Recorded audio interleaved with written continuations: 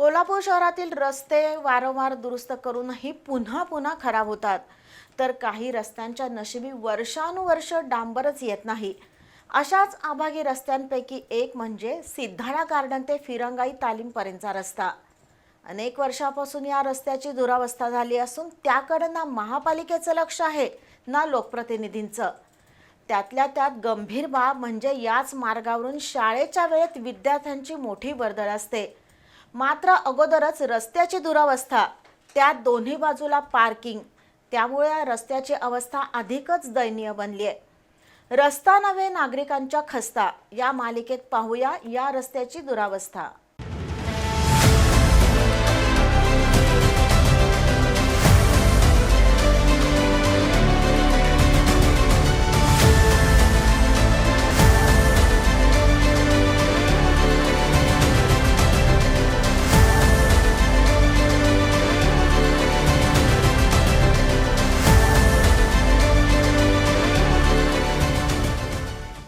कोल्हापुरातील मोठ्या वर्दळीचे अनेक रस्ते आहेत। त्यापैकीच एक म्हणजे राणा सामाणी हायस्कूल शेजारील सिद्धाळा गार्डनपासून फिरंगाई तालमीपर्यंत जाणारा रस्ता। गेल्या अनेक वर्षांपासून या रस्त्याला डांबरच लागलेलं नाही।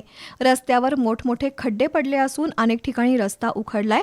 या खड्ड्यातून आणि चिखलातून वाट काढत वाहनधारक मार्गक्रमण करतात। या मार्गावर गटारी तुंबून त्याचं पाणीही रस्त्यावर पसरतंय, तसंच चेंबरमधील पाणीही रस्त्यावर येतंय। त्यामुळे या रस्त्यावर नेहमी दुर्गंधीचं साम्राज्य असतं। गंभीर बाब म्हणजे याच परिसरातील शैक्षणिक संकुलातून रोज शेकडो विद्यार्थी या मार्गावरून ये-जा करतात। रस्त्याची दुरावस्था आणि त्यातच दोन्ही बाजूला झालेलं पार्किंग यामुळे हा रस्ता धोकादायक बनलाय। मात्र या रस्त्याच्या दुरवस्थेकडे ना स्थानिक प्रतिनिधींचं लक्ष आहे ना महापालिकेचं।